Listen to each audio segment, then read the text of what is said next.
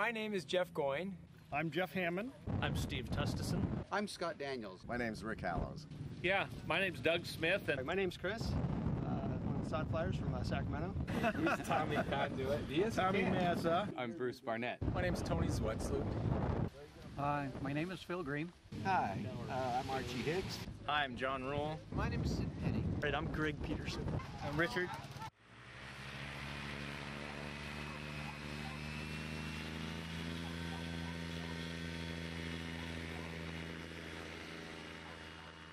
A guy called me up and said, "Hey Jeff, you want to go in with me on a powered paraglider?"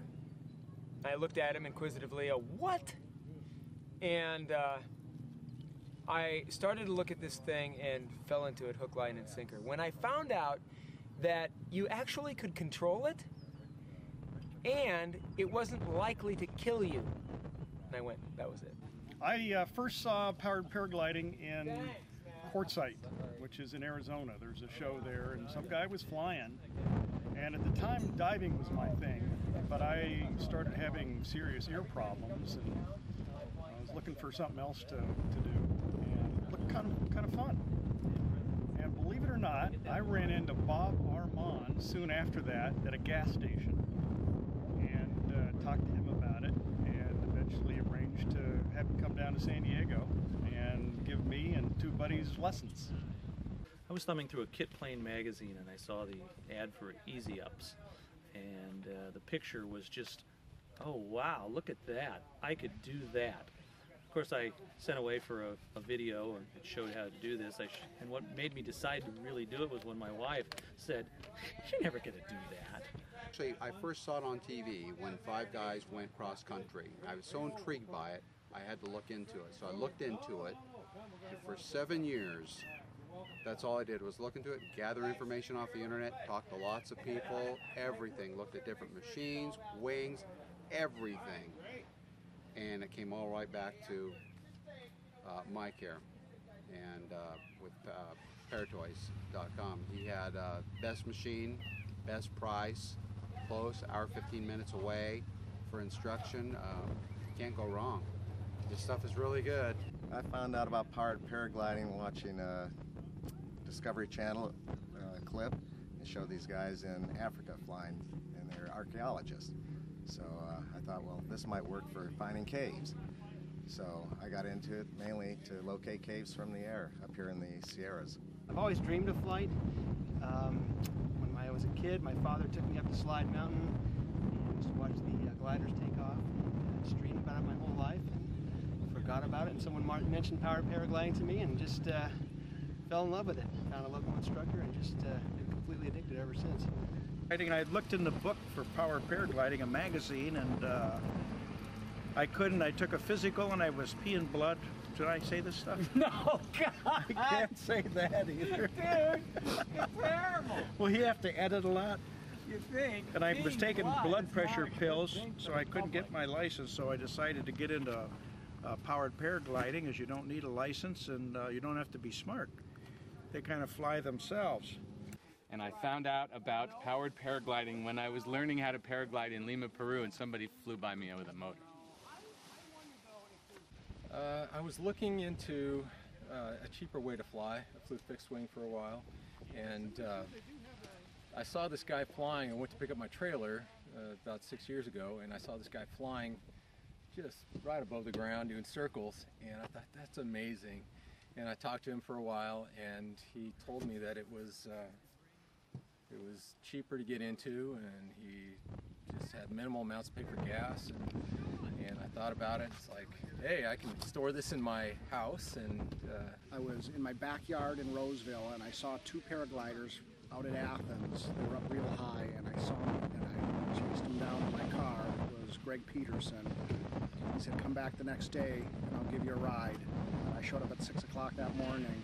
Took me for a ride. I got off and said, "Get me one." I decided to get involved because I had gotten my general aviation ticket but couldn't afford to fly. I got started in paragliding via my boys. They started flying and I wanted them to get lessons, and so I agreed to go and fly with them. and we'd all get lessons together. And then I got into paragliding because very few places to free flight where I live, so I figured a motor would get me up in the air. I got into it because I was tired of paying $110 an hour to rent a Stabria. So I went, this is the neatest route I could go, have my own plane, price I could afford, and it's the only way to fly. I got into powered paragliding in '04 at the Salton Sea. My parents always said it was a bad idea, wouldn't let me have one, and they met Bob Armand, and he changed their mind. So I got into it then, and been doing it ever since. I was watching television and I saw these guys paragliding with a motor on their back. This was about 7 or 8 years ago, and they were doing it somewhere in Europe. And I thought it was pretty cool. And I guess the reason I got into it was because it's compact.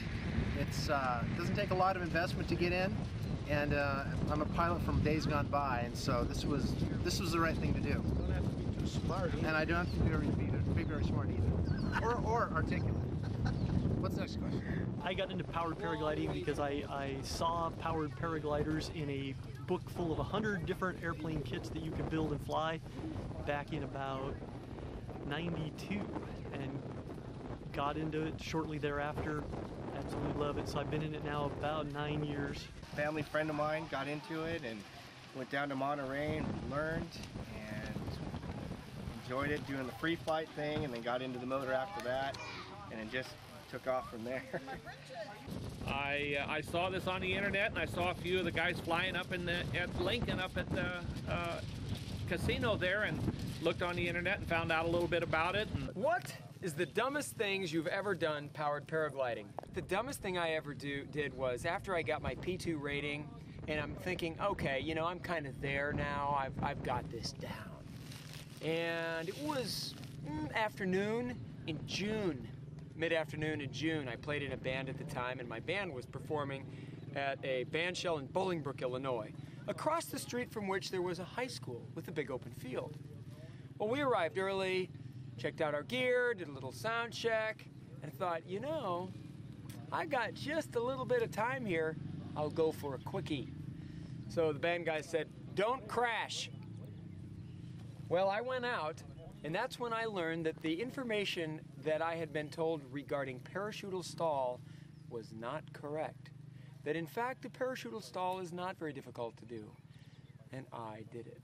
And I went to the ground that way. I didn't break anything, but I had a pretty good bruise on my calf, and it must have looked bad because when the fire department showed up, I was climbing a fence, pulling my wing off of it. Obviously, I was okay because they asked, hey, we heard there was a crash. Is everybody okay? Yeah, that was me. And, you know, I'm climbing the fence, so I couldn't be that bad. But that was probably the stupidest thing. The next most stupid thing I did was fly a wing that was large, and a fellow was having difficulty launching. It wouldn't come up. He'd run, and it just wouldn't come up. It'd come up part way and fall back. So I'm always up for a good challenge. Let me try that. So I did, and I launched it. And I got to about 20 feet, and I wondered why the brake pressure was already tight. That shouldn't be. There should be some looseness before if I pull them very far. I looked up at the wing, and the trailing edge was deflected. Uh-oh, this probably isn't good. Shortly after that passed through my brain, the wing fell back. Whoosh, and down I went. My second parachutal stall. And fortunately, the Sky Cruiser gave its life for me because there wasn't much left of it, but I was entirely undamaged. It took all the brunt of the impact. Thank goodness.